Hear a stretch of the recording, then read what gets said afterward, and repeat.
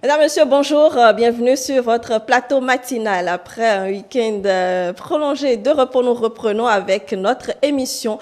Aujourd'hui, mardi, nous parlons santé. Et vous le savez, quand on met au monde un enfant, tout ce qu'on a en tête, c'est qu'il grandisse tout simplement en bonne santé et qu'il ne lui manque absolument rien. Et pour ce faire, l'allaitement est recommandé, est de mise. Est-ce un choix ou une obligation? C'est la question que l'on se pose sur cette émission aujourd'hui. Pour en parler, nous sommes, pour l'instant avec le docteur Marcos Dousso. Bonjour. Comment est-ce que vous allez? Je vais très bien. Merci d'être avec nous. Vous êtes médecin pédiatre. Également sur ce plateau, Alilatou Draman. Bonjour. Bonjour Brunel, c'est un plaisir de vous retrouver ce matin. Plaisir partagé, j'espère que... vous jeûnez, vous êtes Exactement. encore dans le jeûne. Je vais peut-être demander au docteur Marcos s'il a bien fêté Pâques en famille et tout. Oui, je pense que la fête, ça s'est très bien passé. Et c'est un plaisir pour moi de partager votre cours commune avec vous ce matin. Merci, c'est gentil. Alors, chers amis téléspectateurs, la question vous est posée aussi. Est-ce que l'allaitement maternel est un choix ou une obligation? Vous êtes invités à répondre tout simplement à la question en nous appelant sur le 98 80 93 71, le 98 80 93 71 ou encore en nous envoyant vos réactions via WhatsApp sur le 55 01 82 91, le 55 01 82 91. Alors, nous parlons de l'allaitement. Qu'est-ce qu'on peut comprendre en matière terre à terre pour quand même nos téléspectateurs? Ok, bon. Merci. Et puis, ça me fait d'ailleurs plaisir que ce soit une femme qui me pose cette question. L'allaitement, c'est le fait de nourrir un enfant avec le lait. Maintenant, quand nous parlons d'allaitement maternel, oui. C'est le fait de nourrir l'enfant par le lait d'une mère. Donc, la femme qui met au monde nourrit son enfant avec son propre lait. Et c'est d'ailleurs ça qui fait partie des critères selon lesquels les animaux, entre guillemets, nous les hommes, nous sommes classés également parmi les animaux, même si nous sommes dotés d'intelligence et que nous sommes au-dessus de tous les animaux, nous sommes classés parmi les animaux et plus précisément parmi les mammifères. Donc c'est pour dire que c'est un critère important, physiologique, même de classification. Très bien. Donc, nourrir son enfant à son sein pour l'allaitement maternel. Et allaiter, c'est lui donner tout simplement du lait. Alors, c'est vrai que allaiter, c'est le mot qu'on a retenu pour cette thématique-là. Et là, tout, allaiter, c'est bien cela. Exactement. Je ne sais pas si on y va en même temps avec le mot du jour. Aujourd'hui, on a décidé de parler de l'allaitement et le mot qui en découle ou le verbe qui en découle, c'est allaiter. Allaiter est un verbe transitif. Le temps pour moi de retrouver la définition de l'allaitement puisqu'on en parle ce matin. Très bien. Alors, en attendant que vous nous retrouviez, donc... c'est bon? Oui, c'est bon. On parle d'allaiter. Je le disais, c'est un verbe transitif. Allaiter s'écrit A-L-L-A-I-T-E-R, donc A-2-L, A-I-T-E-R. Allaiter veut dire nourrir de lait un enfant ou un animal, un nouveau-né. Comme synonyme de allaiter, nous avons éduquer, élever, alimenter, donner, fortifier, nourrir au sein, nourrir de son sein ou donner de son lait. Antonyme, sevrer. On va parler de sevrage également au cours de cette émission. Et pour finir cette rubrique, je vous laisse avec deux citations. La première, l'espoir a besoin d'optimisme pour grandir, tout comme un enfant a besoin d'être allaité par sa mère. L'espoir a besoin d'optimisme pour grandir, tout comme un enfant a besoin d'être allaité par sa mère. Cette citation nous vient de Souleymane Boel. Et la dernière, la femme n'allaite pas l'enfant, mais la destinée. La femme n'allaite pas l'enfant, mais la destinée. Et cette citation nous vient de Pavo Haviko. Voilà. Voilà, donc pour le mot, docteur, vous êtes, disons, en accord avec tout ce qu'elle a dit. Je suis parfaitement en accord et j'apprécie la dernière citation qui dit que la femme, je ne cite pas mot pour mot, qui dit que la femme n'allaite pas l'enfant, mais allaite la destinée. Oui. Parce que vous voyez, un enfant, ce n'est pas un adulte en miniature, mais c'est un adulte en devenir. Donc, un adulte qui sera bien accompli, qui va être productive, qui va participer au développement de sa communauté, qui va vivre dans la société. Et pour tout ça, vous voyez, le lait participe énormément. Et donc, cette citation, vraiment, je la fais mienne et je pense que j'invite tous les téléspectateurs à ne jamais l'oublier, surtout les mères et les futures mamans. À se l'approprier. À se l'approprier, merci. Très bien. Alors, l'allaitement, pourquoi est-ce qu'il faut allaiter son enfant obligatoirement, docteur? Bon, je ne sais pas dans quel sens il faut prendre votre question. Je pense que c'est un devoir. Je peux dire c'est un devoir divin, d'abord. D'accord.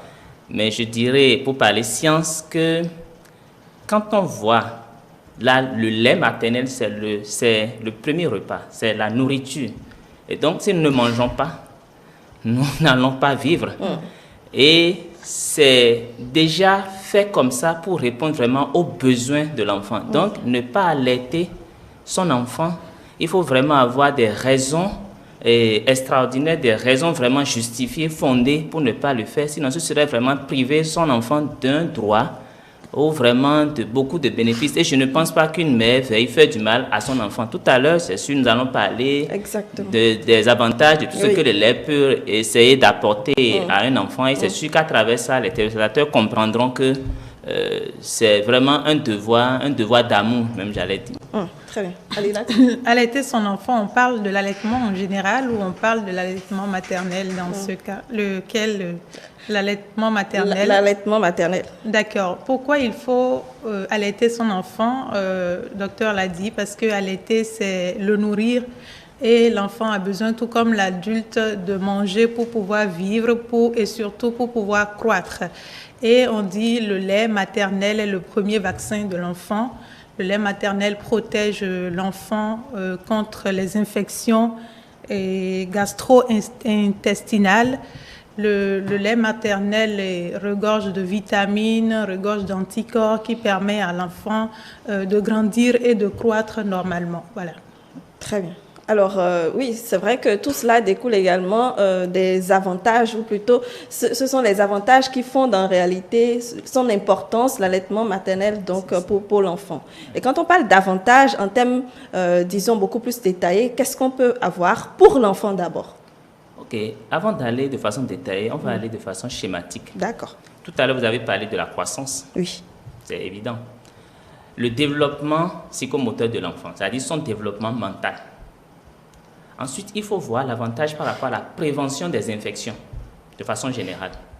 Vous avez commencé par l'aborder en parlant des infections digestives, les otites et tout.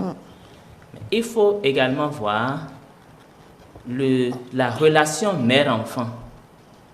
Tout à l'heure, j'ai parlé du développement psychomoteur, c'est voir l'enfant qui commence à marcher à un âge donné, qui commence à parler, tout ça, mais l'affection, la relation mère-enfant. Donc, ça a un rôle que ça joue. Maintenant, il faut surtout voir ce que beaucoup ne perçoivent pas, c'est la prévention des maladies chroniques. Vous savez, il y a un lien entre l'allaitement, un enfant qui est bien allaité. Quand nous parlons d'allaitement, ça suppose que nous parlons du lait maternel. En fait. C'est ça, oui. Et après, le développement des maladies chroniques comme l'obésité, comme le diabète.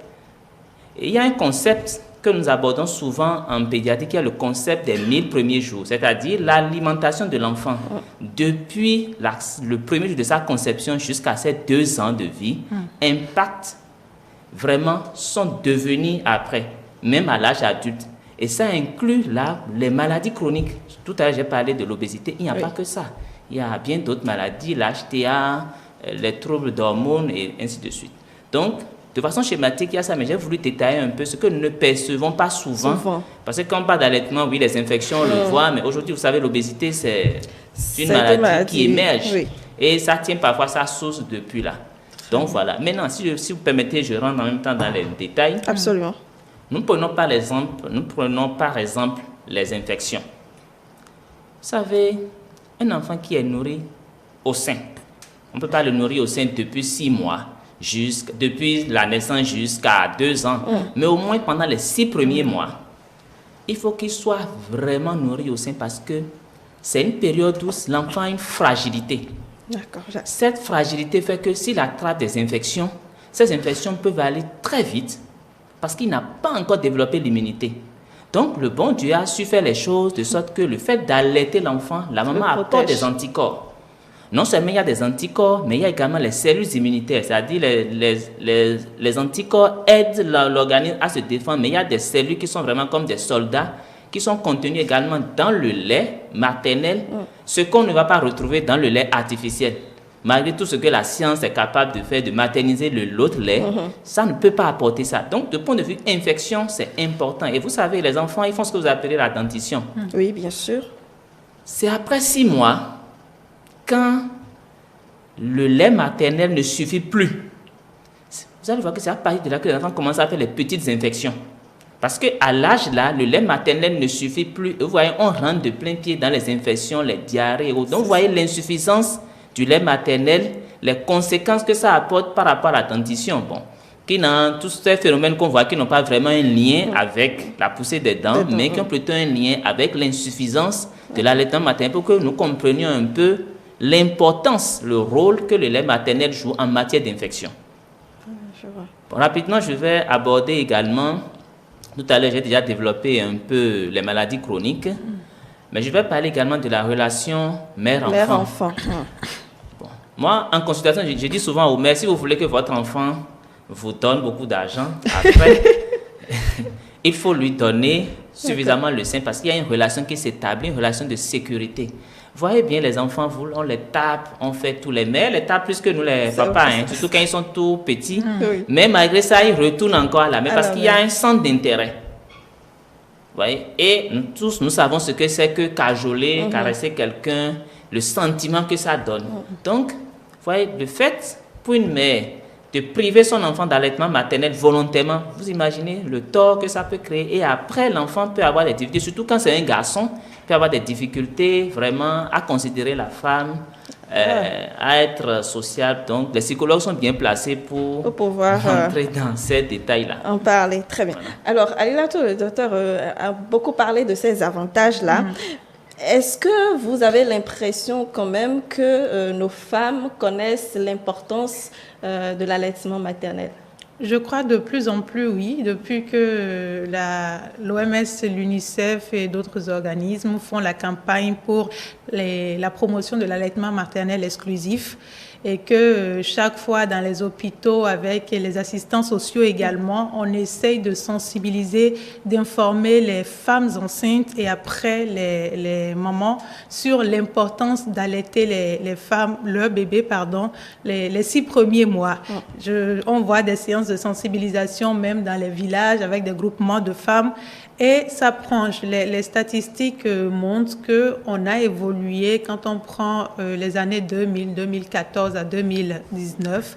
On a évolué en termes de pratique de l'allaitement maternel. Il faut dire que l'OMS estime que les nourrissons qui sont non allaités pendant les 6 premiers mois présentent un risque de décès 14 fois plus élevé qu'un enfant qui a été exclusivement allaité au lait maternel. Donc, ce sont des informations sur lesquelles aujourd'hui on sensibilise beaucoup, avec lesquelles on sensibilise beaucoup les femmes. Et je pense qu'à moins qu'on n'ait pas envie d'allaiter son enfant ou qu'il y ait d'autres considérations. On va en parler sûrement avec le médecin. Aujourd'hui, on sait qu'il y a des femmes qui, après l'accouchement, n'ont pas tout de suite la montée de lait et qu'il y a beaucoup de pratiques parfois néfastes dans nos traditions qu'on utilise pour permettre au lait de venir ou parfois on se contente de ne rien faire ou de ne pas aller consulter le médecin parce qu'on a utilisé quelque chose, ça a marché chez quelqu'un, ça n'a pas marché forcément chez vous. Vous avez l'impression que vous avez un problème alors que vous ne vous y prenez pas de la bonne façon. Comme il le faut.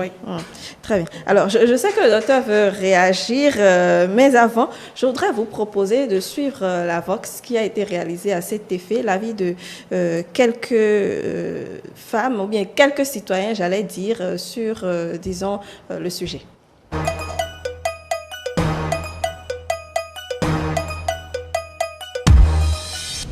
Je pense que c'est une obligation d'allaiter son enfant. Déjà parce que le lait maternel contient des nutriments qui vont permettre le bon développement et la croissance de l'enfant. Donc, sans ça, je ne pense pas que l'enfant pourra bien se développer. Et lorsque l'enfant est allaité par le lait maternel, il y a une connexion, il y a la naissance d'un amour particulier entre l'enfant et la maman. Non, allaiter un enfant, c'est une obligation. C'est une obligation. Vous devez allaiter votre enfant. Mettre un enfant au monde sans l'allaiter, ce n'est pas normal. Mettre un nouveau-né au monde, en même temps, tu ne peux pas lui donner à manger. Il lui faut sincèrement ce qui est au corps de sa maman jusqu'à un bon moment. Jusqu'à un bon moment. Même souvent, les sages-femmes nous interdisent même de leur donner de l'eau à boire à un bon moment. C'est simplement l'allaitement. Et l'allaitement normal, jusqu'à l'âge de 2 ans, c'est bon. Mais actuellement, les gens l'ont réduit. D'autres disent 1 an, 6 mois. D'autres disent 1 an, 3 mois. D'autres disent 1 an, c'est déjà bon. Ah oui, c'est obligatoire. Puis le sein maternel, il y a toutes sortes de nourriture, de calcium, tout est là-dedans. Donc l'enfant doit quand même téter le sein de sa maman pendant 9 mois, au plus qu'à 9 mois. L'enfant a besoin d'allaiter. Donc si l'enfant a besoin d'allaiter, à tout moment il faut lui donner ça. Pour allaiter un enfant, ça dépend de la maman même. Parce que normalement, on doit allaiter un enfant jusqu'à 1 an, 1 an et demi, avant de couper. Quand tu allaites, les seins que nous donnons à nos enfants, ça leur permet d'être en bonne santé. C'est au premier abord ça. Second abord, ça donne la sagesse. L'enfant a une connaissance que toi-même, tu ne peux même pas comprendre. Troisièmement, l'enfant n'est pas chétif. Ça dit, l'enfant est en bon point.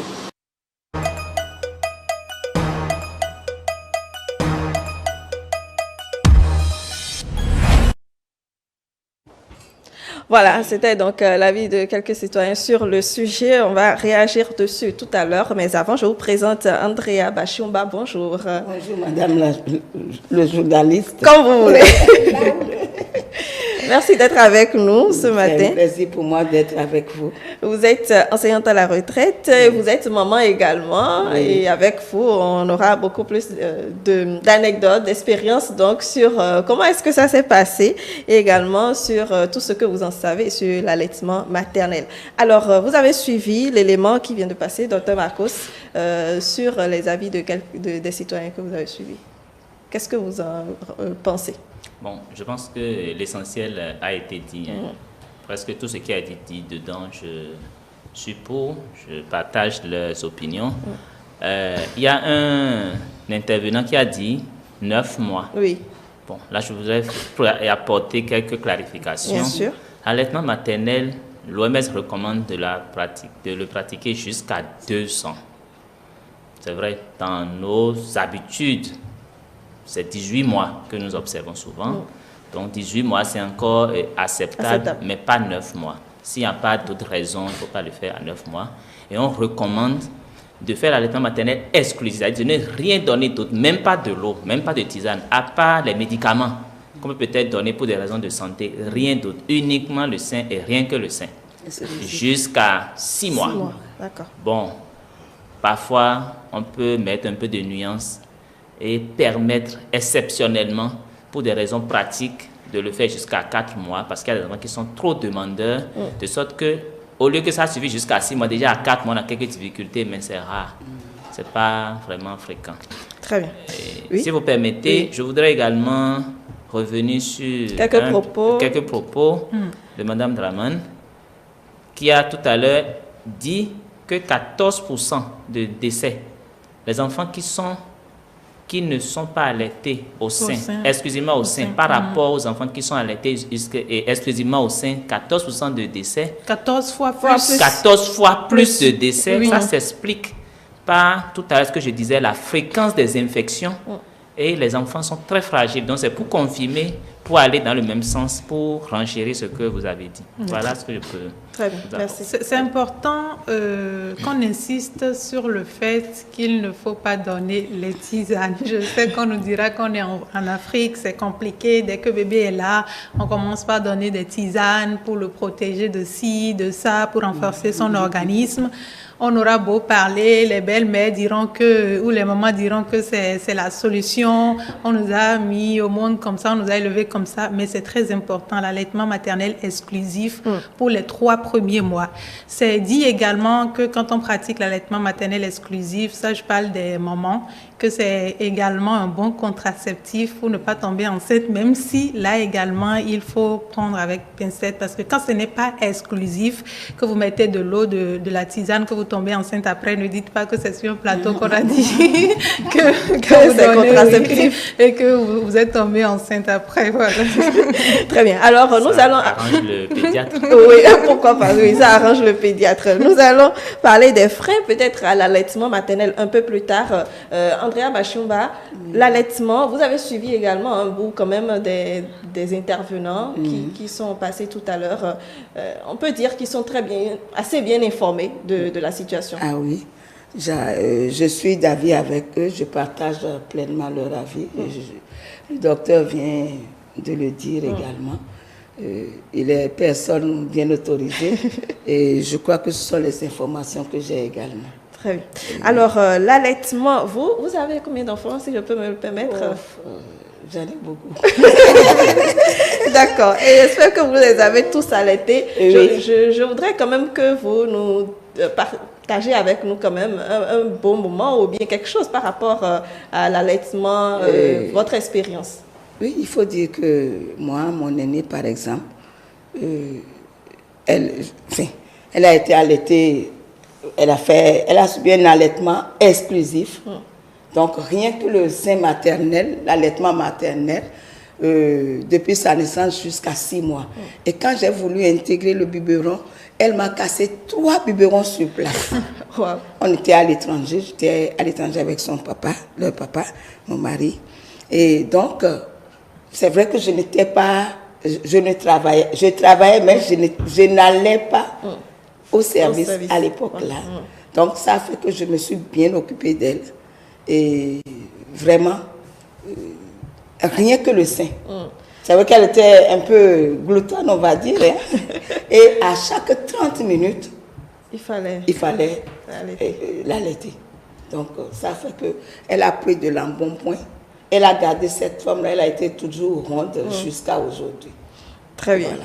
Alors, Donc, quelques aspects qu'on va aborder tout à l'heure. Néanmoins, docteur, je voudrais qu'on aborde la montée du lait. Tout à l'heure, Aléla tout disait, quand on met au monde l'enfant, juste après, parfois le lait n'est pas forcément là et il faut attendre, il faut faire certaines choses peut-être pour que ça vienne afin de pouvoir allaiter l'enfant.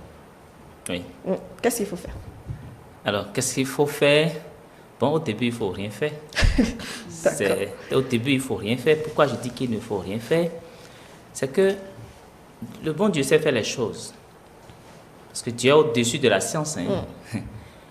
Lorsque l'enfant naît, au début, déjà, il faut le mettre au sein, les premières heures. C'est-à-dire, déjà, dans les 2 premières heures, bien le plus tôt possible, il faut mettre l'enfant au sein. Parce que c'est la succion qui déclenche les mécanismes de production du lait. Parce que le lait la commande de la production du lait ne se fait pas au niveau des seins, ça se fait depuis le cerveau. Donc c'est une question de mental, il faut qu'il y ait un influx nerveux qui dit ça y est, c'est prêt. On peut maintenant produire parce que la personne qui va consommer est là. Donc mettre l'enfant au sein le plus tôt possible, c'est déjà ça. Ensuite, il ne faut pas être pressé. Pourquoi? Parce que cette pression, ce stress d'avoir du lait agit négativement sur la production du lait. Puisque dans les premières heures, l'enfant a juste besoin de quelques gouttes, de 6 gouttes de lait, c'est suffisant. Parce que le premier lait qui sort est un lait concentré. Concentré en matière grasse, concentré en protéines. Il n'y a pas beaucoup d'eau, mais vous savez, l'énergie est fournie par la matière grasse, par les protéines, par le sucre. Ce n'est pas l'eau qui fournit l'énergie. Et c'est après avoir émettre les premières selles, le méconium, les selles verdâtres, noirâtres et élastiques là, maintenant il y a de l'espace pour recevoir. Donc, tout ça, ça se fait de façon coordonnée. Donc, quand on est déjà au 3e jour, voyez, le lait commence encore à sortir de plus en plus. Ce qui gêne les mères, et ils pensent que le sein ne sort pas bien, ce n'est pas toujours le cas, hein, c'est les pleurs de l'enfant. Oui. Dès que l'enfant pleure, on pense qu'il faut lui donner le sein. Donc, si une maman a déjà quelques gouttes, c'est déjà bon. Et c'est les pleurs là, ça permet vraiment de mettre l'enfant encore plus au sein. Tout à l'heure, notre chère maman a dit qu'elle allaitait toutes les 30 minutes. Donc, vous imaginez, il faut mettre l'enfant au sein toutes les 30 minutes, toutes les heures. Et ça permet maintenant à la longue d'avoir une bonne production. Maintenant, il y a des mères, pour diverses raisons, qui n'ont pas de montée laiteuse. Ça, il faut le reconnaître. Là, avec les sages-femmes, nous-mêmes pédiatres, les gynécos, on essaie de voir comment il faut gérer tout ce qu'il faut leur dire. Mais ce qu'il ne faut surtout pas faire dans la durée, c'est manger pour deux. Il faut prendre du chaud. Ça, il faut boire de l'eau, parce que quand une femme allaite, il doit boire au moins 2 litres d'eau par jour. Ça, c'est les recommandations. Il y en a qui prennent des produits fermentés, du maïs et à bouillir dessus. Oui, d'accord. C'est bon, on conseille ça. Il y a quelques médicaments qui n'ont pas tout le temps fait leur preuve. Je ne vais pas citer de nom ici. On peut aller vers ça. On peut m'associer plusieurs méthodes pour avoir le lait.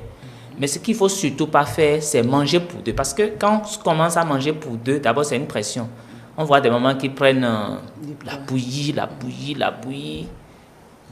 Et finalement, elles sont découragées, c'est un stress, et puis ça peut compromettre encore la montée du lait. Alors, il paraît, Si tu permets, ce qu'il ne faut pas faire aussi, pour ce que je sais, c'est prendre de la bière. Merci de préciser. C'est prendre de la bière, parce qu'on l'a vu, parfois même, excusez-moi, hein, il y a des sages-femmes qui parfois proposent à la mère de prendre de la bière, parce que c'est une pratique qu'on a essayé, qu'on a cru, parce que vous savez ce que vous pensez être vrai, l'est pour vous.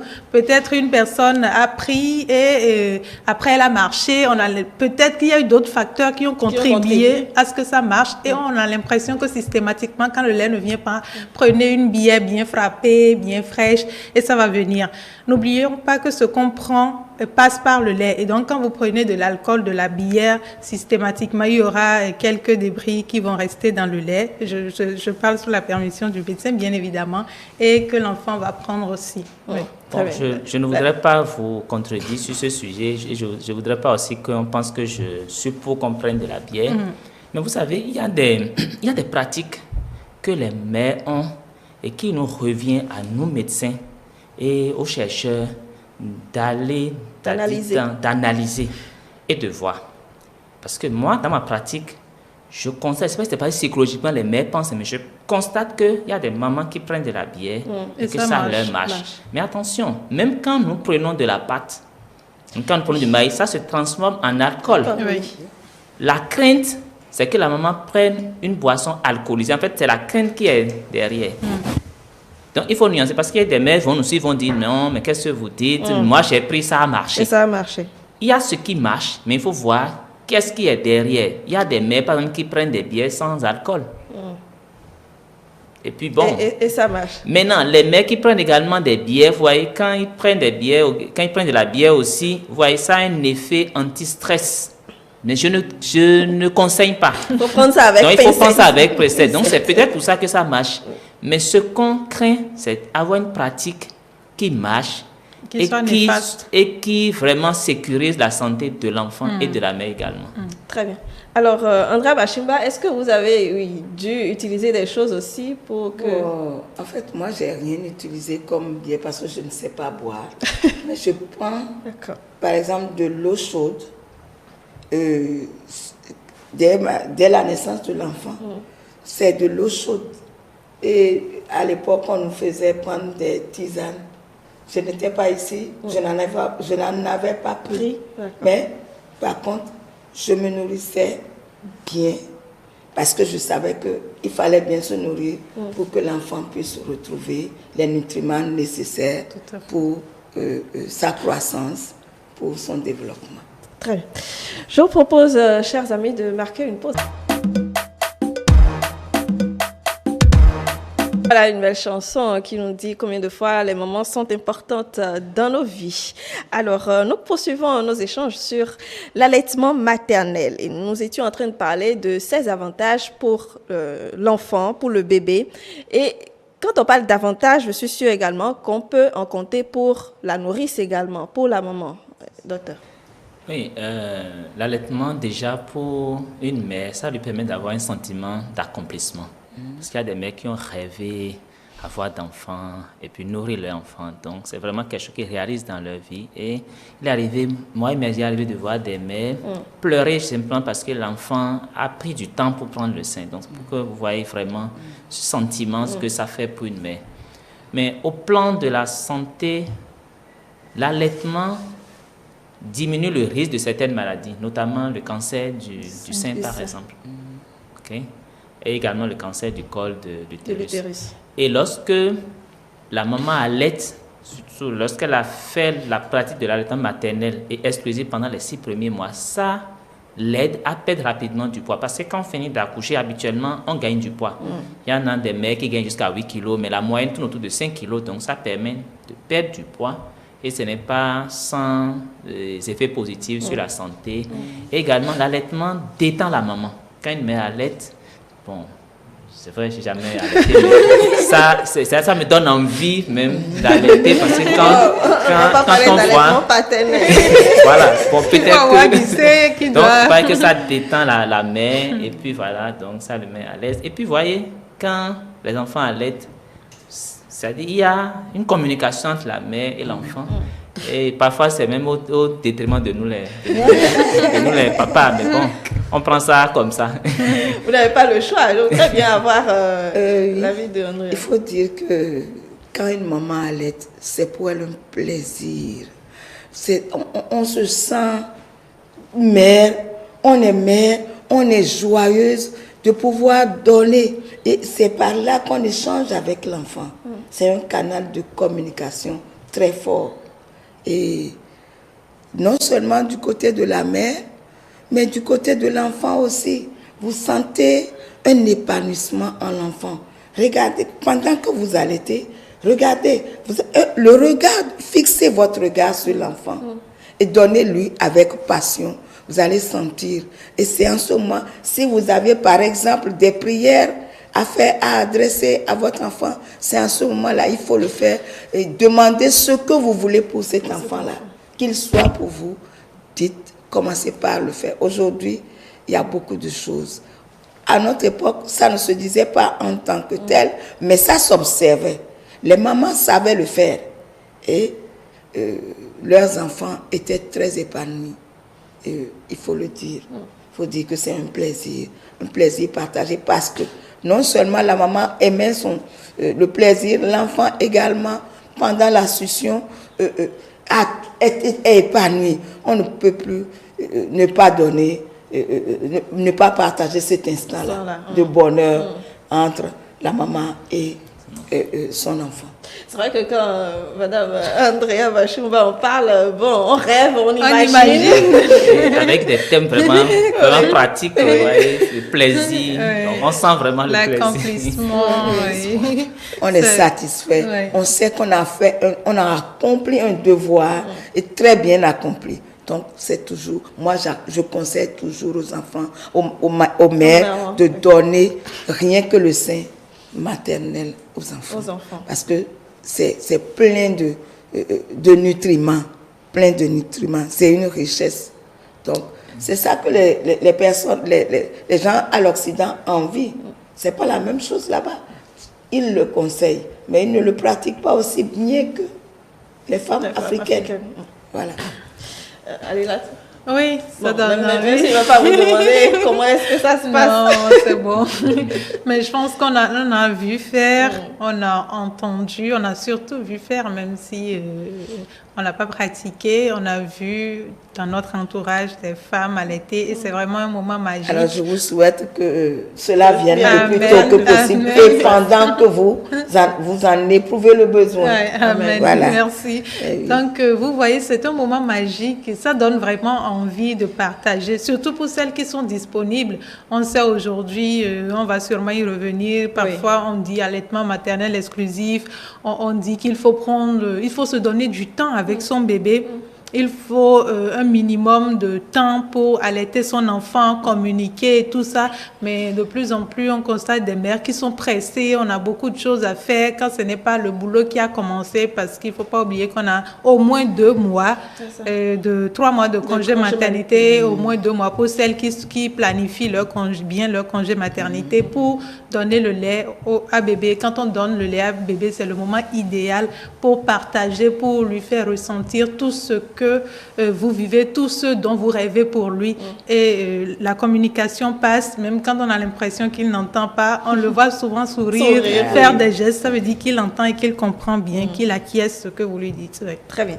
Alors, oui. Par rapport à ça, le lait maternel exclusif, il faut dire que avec le temps aujourd'hui, quand vous n'avez pas, vous n'êtes pas disponible, oui. Il y a des manières de le faire. C'est vrai qu'il faut le faire avec beaucoup plus d'hygiène et pouvoir suivre ça de près parce que quand vous le laissez à n'importe qui, peut-être que vous n'êtes pas rassuré de la qualité du lait. Sinon, on demande des fois de presser ce lait-là et de le mettre dans le biberon, en réserve pendant que vous n'êtes pas là, que vous puissiez suivre ça pour que l'enfant prenne ça. Mais à des moments aussi, on fait déplacer une petite fille ou bien quelqu'un qui doit s'occuper de l'enfant vers vous et pendant que vous avez un petit temps au niveau du service, l'enfant doit être peut-être pas très loin, qui vous amène, qui vous apporte l'enfant pour que vous puissiez vous donner le sein rapidement. Ça se passe aussi comme ça. Alors, oui. En fait, je pense que la vraie question pour les mères, c'est pas que forcément ils ne savent pas les avantages, mais c'est que à la pratique c'est difficile. Oui. Et maman a commencé à parler de quelque chose qui est très important, la disponibilité des mères. Et en cas d'indisponibilité, comment il faut contourner ça? Comment est-ce qu'il faut faire? Déjà, il faut que les mères comprennent qu'on peut conserver le lait maternel, c'est-à-dire on peut exprimer, presser son sein et le conserver 24 heures. Voilà. D'accord. On peut même mettre ce lait au frigo et le temps de donner à l'enfant, on le plonge dans de l'eau tiède, c'est-à-dire on met dans le biberon, bien dans un petit bol, qu'on vient plonger dans de l'eau tiède pour tiédir un peu. D'accord. Et maintenant, donner. Mais on dit vouloir, c'est pouvoir. Là aussi, nous les médecins, les gens de santé, nous avons un effort à faire parce que pour amener quelqu'un à se surpasser, il faut vraiment former la personne, il faut lui expliquer, ça doit commencer déjà depuis la grossesse. Je pense que c'est pendant que la femme est enceinte qu'on doit prendre le temps de le préparer à ça. Sinon, une fois qu'elle accouche comme ça, les réalités, déjà elle ne dort pas. Et vous savez, quand vous êtes stressé, vous ne prenez pas de bonnes décisions. Vous n'avez pas le discernement. Et vous êtes exposé dans notre contrée là à des témoignages. Les mémés, comme on le dit en franc-canflan, les belles-mères, les frères et sœurs de l'église, les copines, les amis, les voisines de service, de maison, tout le monde vient dire pour lui. Et souvent, c'est ceux qui font de témoignages qui sont les plus convaincants. Parce que vous savez, quand vous avez vécu une expérience qui vous a marqué négativement, vous en parlez avec tellement ardeur, avec plus de conviction. Avec conviction. Et puis ça agit. Donc, je pense que les deux problèmes qui se posent, c'est comment conserver le lait quand on n'est pas disponible, le lait maternel, pour le donner à l'enfant. Vous avez commencé par le dire.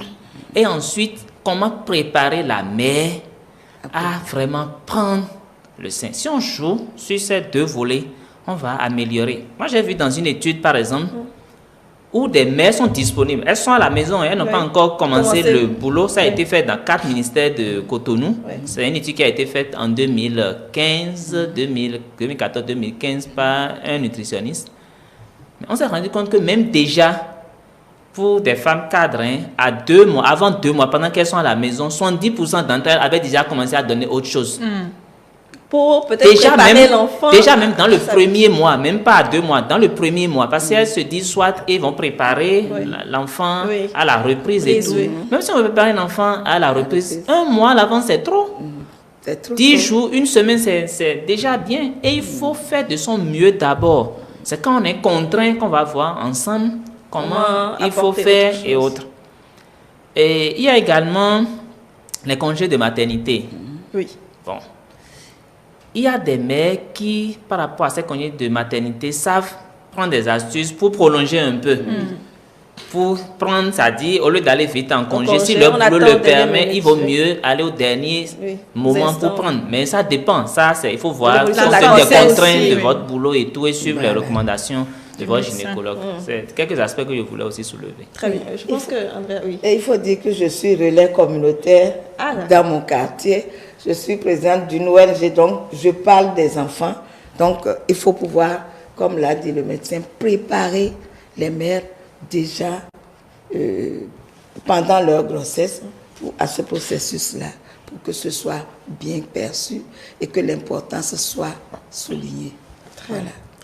Alors, est-ce que pour une maman qui allaite, il y a des aliments conseillés pour pouvoir avoir une bonne montée de lait, bien naturellement? Parce qu'il faut quand même l'allaiter pendant 2 ans, même si exclusivement, c'est 6 mois, docteur.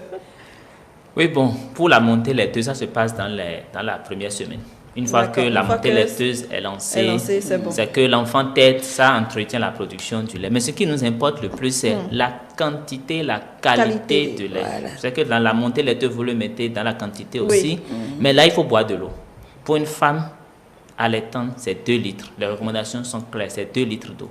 Parce que le lait, quand l'enfant tète, au moins, quand l'enfant tète bien, la femme aura déjà, l'enfant peut puiser 750 ml de lait en moyenne. Ça, il y en a qui vont jusqu'à 1 litre. Or, elle-même, pour ses propres besoins, il lui faut 1 litre, 1,5 litre. Donc, il faut 2 litres d'eau. Ça, ce n'est pas négociable et il faut le faire déjà pour sa propre santé également. Sinon, il y a les problèmes de constipation, aussi bien chez l'enfant que chez la mère qui s'en suivent. Ensuite, aussi bien chez la mère que chez l'enfant. Parce que quand la maman n'est pas en bonne santé, ça affecte l'enfant. D'abord, ça affecte aussi la montée laiteuse, parce que quand elle n'est pas bien dans sa tête, dans son corps, donc dans sa tête, ça fait que le lait ne sort pas bien aussi. D'accord.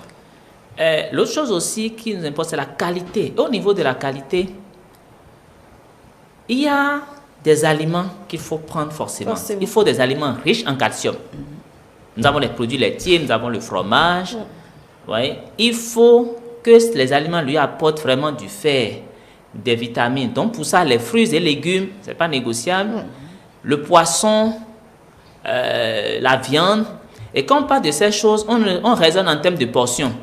Quand vous voyez une mère qui allait par exemple maintenant, elle peut prendre 3 portions de poisson ou de viande. Et quand on met les portions, il suffit juste de voir la taille de votre main. C'est-à-dire quand vous incluez les doigts, la taille jusque-là, ça veut dire qu'il y a 1 portion.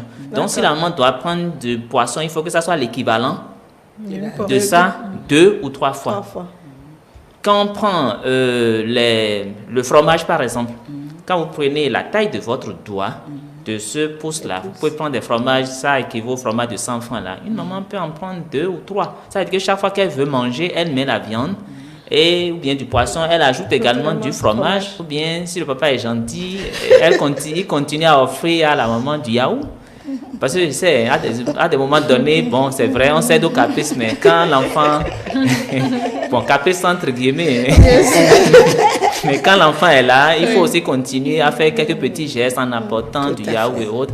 Quand c'est papa qui achète, il paraît que ça fait plus plaisir à la maman et que ça apporterait plus de calcium que quand c'est la maman qui prend son argent pour acheter. Donc ça aussi, il faudrait qu'on en tienne également compte. C'est un signe d'affection, il faut le reconnaître.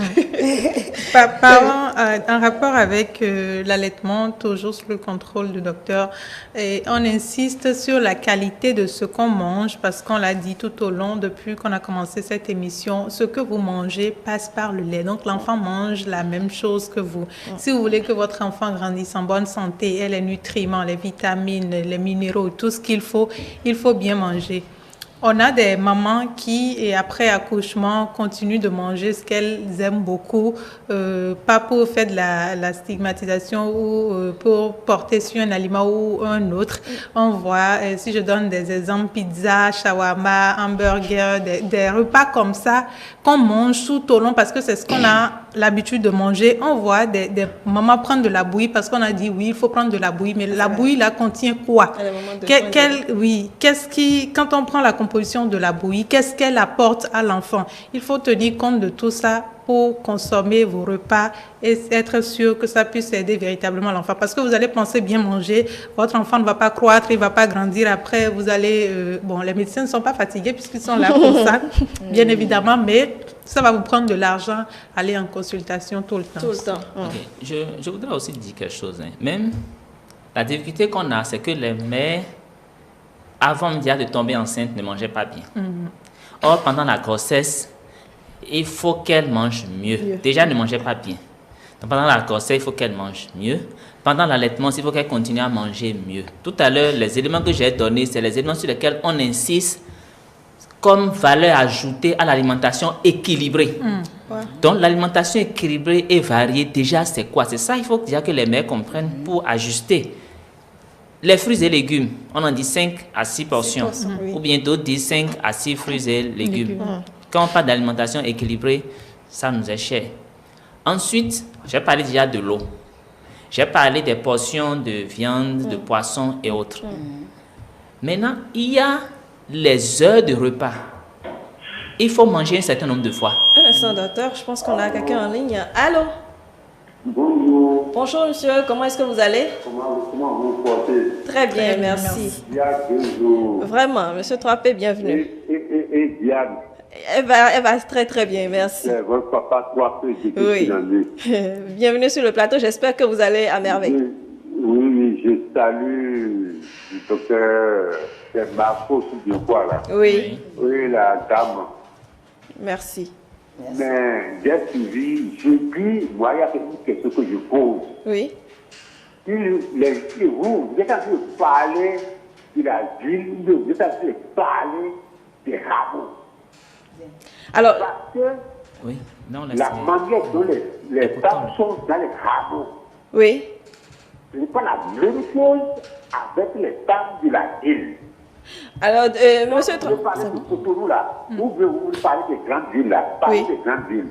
Mais lorsque vous arrivez et vous parlez comme ça que les gens n'ont pas les choses nécessaires, on vient à la télé, on dit que c'est comme ça, la femme qui n'a même pas 100 francs, 200 francs pour nous se nourrir, oui.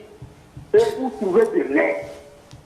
Vous ne pouvez même pas faire la pour dire comment on va faire avec cette dame-là.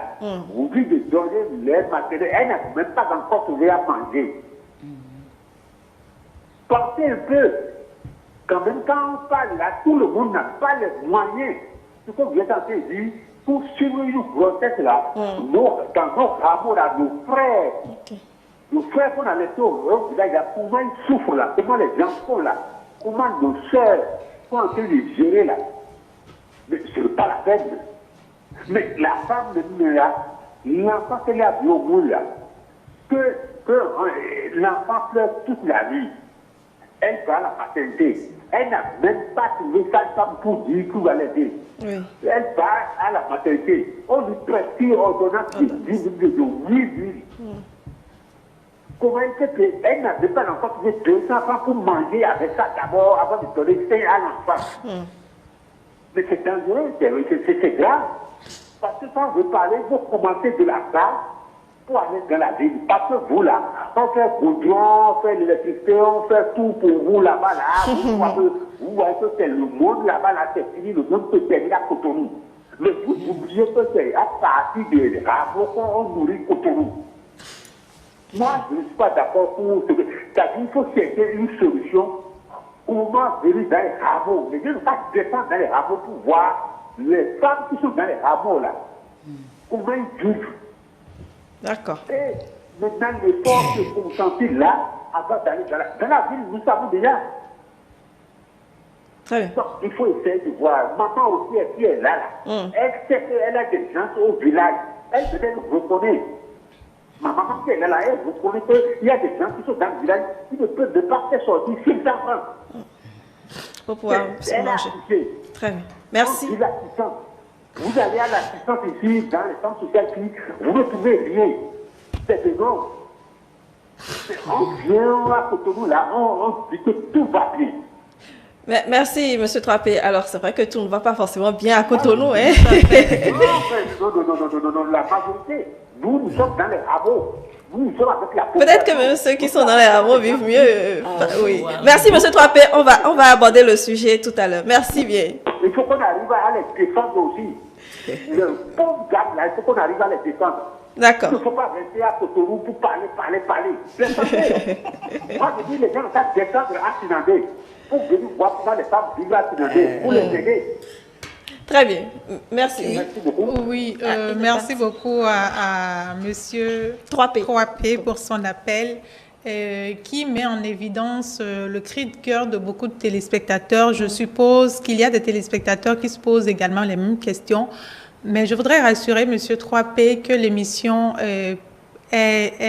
porte sur tout le monde, que ce soit dans les communautés ou que ce soit à Cotonou. N'oublions pas qu'à Cotonou, tout près ici, il y a des localités comme Zinvier, et même dans Cotonou Centre, il y a des femmes qui sont gardées. Par exemple, au CNH, vous auriez dû entendre qu'il y a des femmes qui accouchent, qui ne sortent pas, qui sont couchées dans les couloirs parce qu'elles n'ont pas de quoi payer les soins, elles n'ont même pas de quoi payer l'ordonnance. Donc, la ville n'est pas synonyme forcément de mieux-être. C'est vrai qu'il y a des catégories qui sont à un niveau plus supérieur à d'autres, mais le sujet concerne tout le monde et nous sommes ravis que vous puissiez mettre l'accent sur ça. Nous espérons que les femmes de Sinandé et autres nous écoutent. Et je voudrais aussi, pour finir, dire qu'il y a des relais communautaires partout. Je crois, j'ai travaillé plusieurs fois avec l'UNICEF et parfois avec des relais communautaires, et je sais qu'il y en a partout, même à Sinandé, même dans nos coins reculés, qui sensibilisent les mères sur comment donner la bonne, comment s'y prendre en fonction de ses moyens. Et je ne voudrais pas étiqueter, mais je pense que parfois, il faut s'assurer d'avoir les moyens pour faire des enfants. Merci. Avant de donner la parole au docteur, étant donné que Andrea Bachimba nous disait qu'elle était un relais communautaire, je voudrais quand même lui demander comment ça se passe sur le terrain. Ça se passe comment? Les femmes, il faut d'abord aller vers elles pendant qu'elles sont enceintes, leur parler à travers des séances éducatives et les rassurer de ce qu'elles doivent faire, et elles doivent aller à l'hôpital, elles doivent aller les orienter également. Je travaille pour l'ONG, par exemple. J'envoie les femmes vers les centres sociaux. Donc, nous-mêmes, nous allons à la rescousse de ces femmes-là. Donc, il ne faut pas dire que la misère sévit partout. Ce n'est pas seulement dans les villages, dans les hameaux, partout. Même à Cotonou. C'est pas, comme l'a dit madame, être en ville n'est pas synonyme du mieux-être. Non. Docteur. Oui. Bon, d'abord, il faut aller vers les vaccinations aussi, parce que c'est ça qui donne la santé. Alors que les femmes n'aiment pas aller, elles disent, il faut leur donner cette couverture-là, il faut les aider à se protéger contre les maladies. Et quand déjà le corps est bien portant, je crois que ça prépare l'enfant à être mieux protégé, mieux soigné. Voilà. Oui, donc, vous savez, moi je remercie vraiment l'intervenant parce que il a, en un bout de temps, il a soulevé beaucoup d'aspects de la question qui sont vraiment des aspects fondés. Donc, je reconnais vraiment le bien fondé de tout ce qu'il a dit. Tout à fait. Et moi, j'ai eu à travailler pendant au moins 3 ans dans un hôpital confessionnel où j'avais plus de mères qui n'avaient pas de moyens. Je peux vous assurer que la pratique de l'allaitement maternel, surtout exclusive pendant les 6 mois, se posait beaucoup moins. C'est-à-dire, ça se faisait beaucoup mieux. Donc, la question de l'allaitement pour les mères qui n'ont pas de moyens, ça se passe encore plus facilement. Donc, pour moi, c'est certes des cibles, mais ce n'est pas nos premiers cibles vraiment. Le problème qu'on a avec les mères qui n'ont pas les moyens et c'est-à-dire qui cadre avec la pauvreté, c'est la diversification. Parce que le lait maternel ne coûte rien. Quand on choisit de donner le lait maternel à son enfant, on économise énormément d'argent.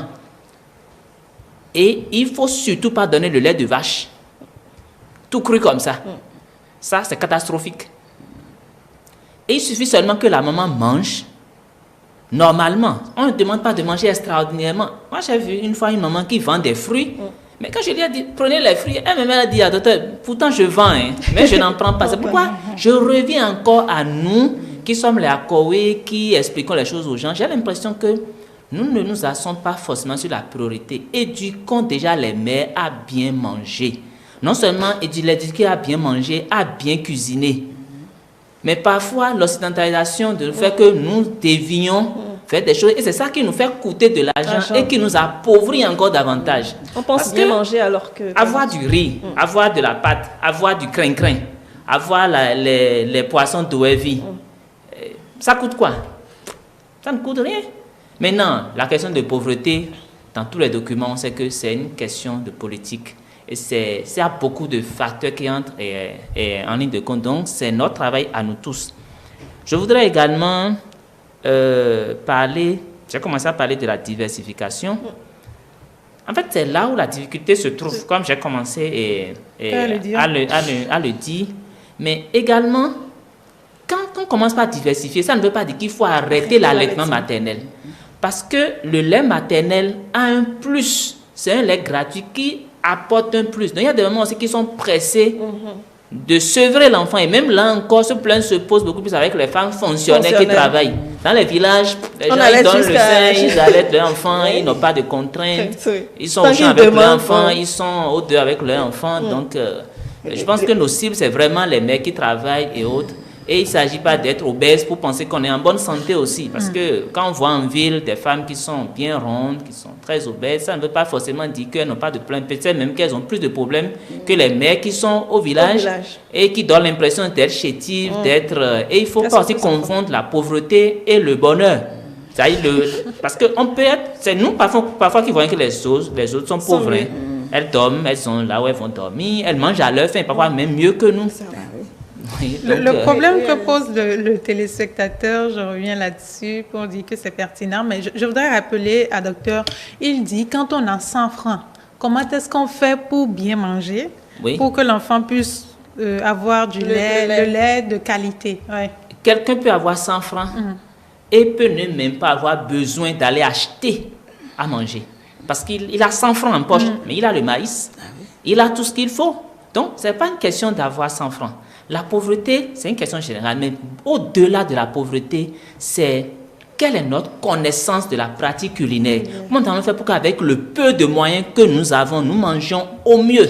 Parce que ça ne dépend pas forcément de nous. Et les mamans qui accouchent et qui perdent leur boulot. Vous savez, il y a beaucoup de mamans qui accouchent, qui perdent leur boulot, qui rentrent dans la pauvreté. Et il n'y a pas pire pauvre qu'un ancien riche.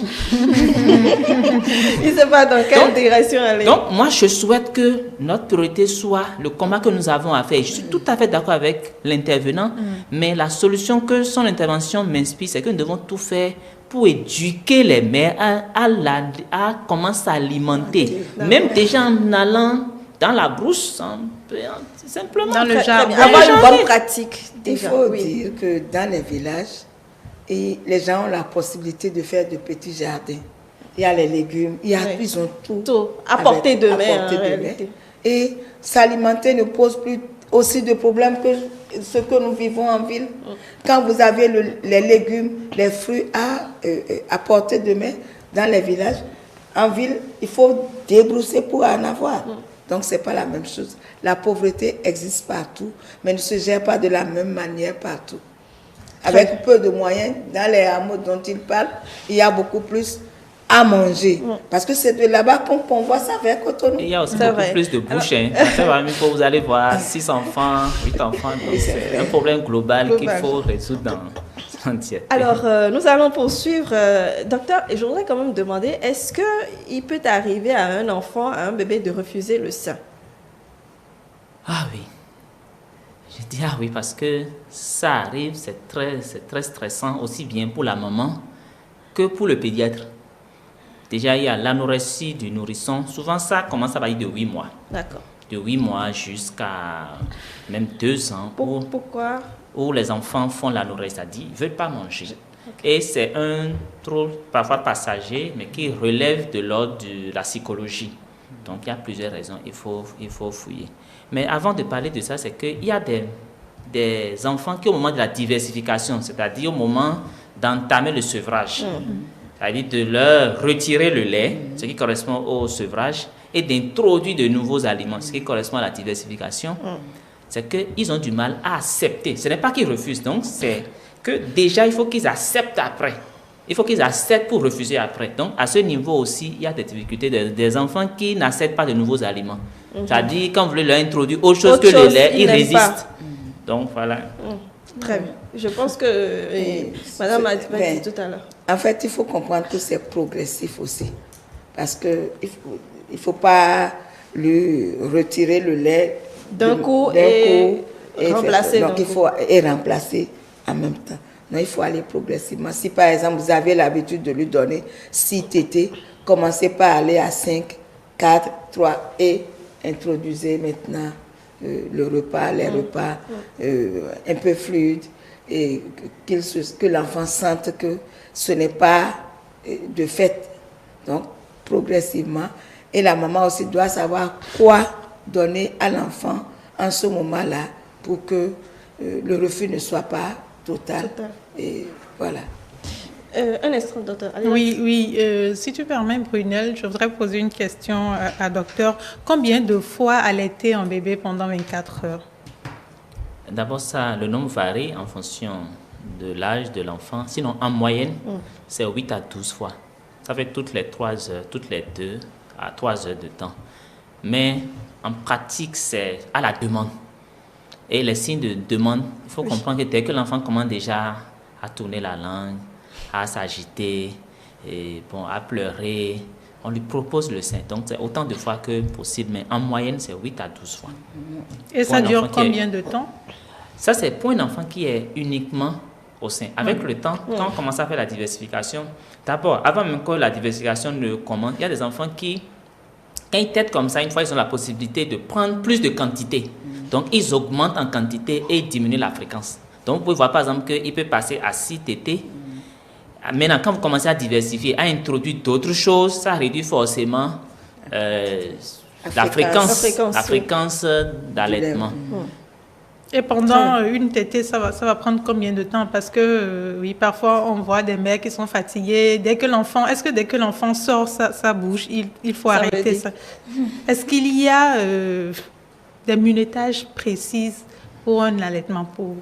Bon, en pratique, ça va être difficile c'est que l'enfant tète à sa faim. Mais quand vous voyez des enfants qui tètent longtemps et qui pleurent tout le temps, il faut vous poser la question de savoir est-ce que le sein débite bien? Est-ce que l'enfant a le jet? Et quand une maman presse son sein, ça peut gicler, même à une distance de 1 mètre. Même plus, si une maman ici presse son sein, ça peut même venir vers vous là-bas. Donc, pour vous en assurer. Ce que je demande également aux mères, c'est que quand l'enfant tète, il faut l'aider en pressant. Parce que quand vous pressez, il y a des mères qui ont tellement le jet que quand ils pressent, l'enfant tousse. Ça veut dire que le jet est tellement important que le bébé a du mal à coordonner pour l'avaler. Quand ce n'est pas le cas, il faut l'aider. Parce que quand vous pressez, il y a une probabilité qu'avec un bon débit, qu'il soit vite rassasié. Mais si vous ne pressez pas, par exemple, il peut mettre en moyenne 10 à 20 minutes même à téter.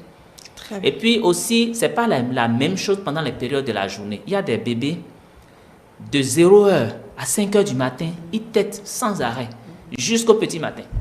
Il peut peut-être prendre des pauses de 10, de 15 minutes parce qu'en journée, il dort et la nuit, il va tard. Donc, ce n'est pas linéaire sur la journée. Donc, quand on dit 2h à 3h, bon, c'est des moyennes en fait. Ça varie un peu selon les enfants. Donc, quand on pratique la tétée, on ne doit pas être sur son téléphone, parce qu'on le voit souvent. Aujourd'hui, avec les réseaux sociaux, on est tout le temps scotché. Si l'enfant ne tète pas bien, on ne le sait souvent pas et il pleure tout le temps. On a l'impression qu'il a tété. Votre intervention est très importante. Vous savez, ça, c'est la disponibilité des mères pour donner le sein. Vous savez, une maman peut banalement passer 6 heures de temps de sa journée. 6 heures, c'est-à-dire si on va chronométrer, dès qu'il commence à téter, on déclenche, après on arrête. Elle peut passer 6 heures de temps ce n'est pas négligeable. 6 heures dans une journée, avec le temps pour faire les ménages. Donc, quand on est mère, forcément, il faut réorganiser son emploi du temps. Et donc, il faut prioriser les tâches à faire. Et forcément, trouver le temps de dormir. Donc, quand on va sur cette base-là, je ne vois pas comment la maman aura forcément le temps de suivre les émissions. C'est important pour elle parce qu'elle a besoin aussi. Et ça dépend également de l'accompagnement qu'elle a. Si c'est une maman, par exemple, qui a des domestiques, bien qui a sa maman, bien sa belle-mère qui est là pour l'aider dans les travaux domestiques, bon, c'est bon. Pendant que l'enfant dort, elle peut encore... Maintenant, il y a également une heure où les enfants dorment souvent, où je demande aux mères de ne pas rater. C'est-à-dire l'heure là de profiter pour se reposer parce que quand la nuit, vous n'avez pas dormi et que votre bébé, vous avez la chance que votre bébé dort entre 9h et 11h, c'est une bonne heure pour que vous puissiez vous recoucher et récupérer. Sinon, au cours de la journée, maux de tête, plein de stress, dépression, et là, le sein ne donne pas bien et ça complique encore la chose pour la maman. À faire. Très bien. Alors, est-ce qu'en dehors de la disponibilité des mères, il y a d'autres freins à l'allaitement maternel? Facteur favorisant d'abord, on a commencé à parler des contre-témoignages, des fausses croyances. Les fausses croyances, c'est dans les deux sens. Il y a l'entourage, on en a parlé, mais il y a également des gens avec la communication, avec la publicité. Dieu merci, aujourd'hui, c'est vraiment réglementé. Mais quand on voit dans les rayons, dans les supermarchés, on en voit. Il y a même d'autres qui pensent que c'est un signe de prestige que de donner. D'autres disent même que moi, mon enfant a pris un lait qui coûte cher. C'est dans tel supermarché, j'achète. Donc, il y a également ces fausses croyances. Il y a également des mères qui pensent que le fait d'allaiter l'enfant abîme, abîme les seins. Bon, je ne pense pas que ça soit les quelques temps où l'enfant allaite là. Qui va abîmer. Puisque ce n'est pas continu sur la vie. C'est pour un temps. Mais une chose est sûre, quand il y a du lait qui est dans le sein, ça va pendre un peu. Nous sommes d'accord. Et puis moi, je me dis, si vous voyez un blanc qui quitte l'Europe, qui vient en Afrique, c'est normal qu'il soit un peu bronzé. Et il y en a même qui est positif. Donc, il faut également positiver pour voir, au moins j'ai sacrifié quelque chose.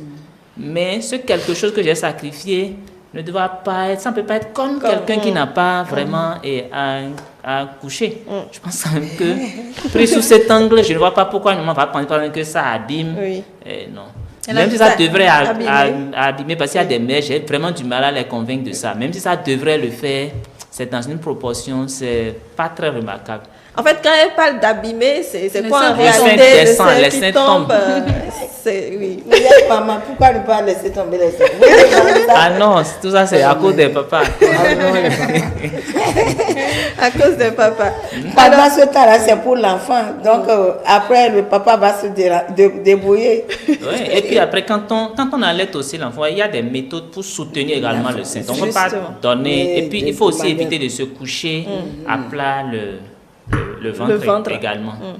Alors, vous avez abordé un aspect justement que je voulais qu'on aborde, les positions. Comment est-ce qu'il faut donner le sein à l'enfant? Bon, avant que vous ne preniez la parole, docteur, je vous invite, chers amis, à suivre cet élément et on revient.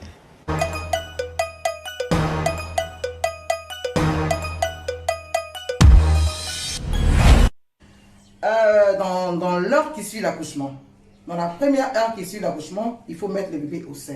Même si le lait ne vient pas encore, il faut laisser le bébé téter et ce sont les tétés qui vont faire venir le lait.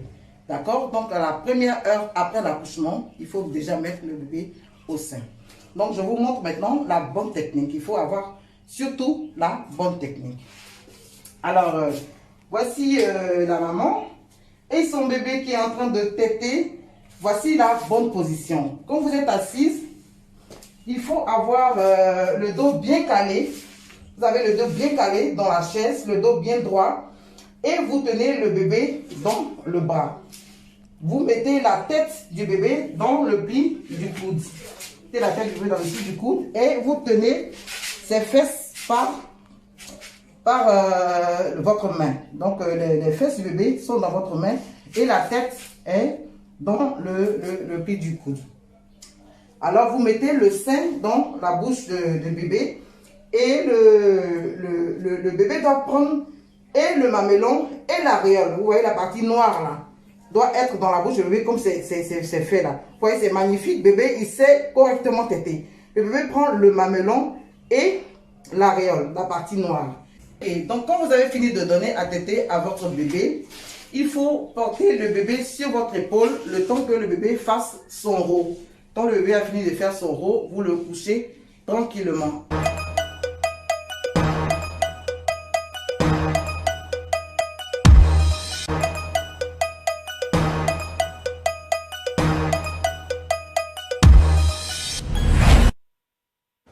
Voilà un élément qui nous résumait donc les positions qu'on peut adopter lorsqu'on veut allaiter son enfant. Andrea Bachumba.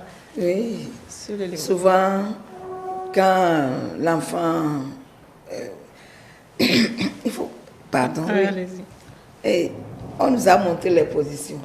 Donc il faut pouvoir garder l'enfant et lui mettre la tête dans le creux du coude et garder les fesses par une autre main et lui donner le sein.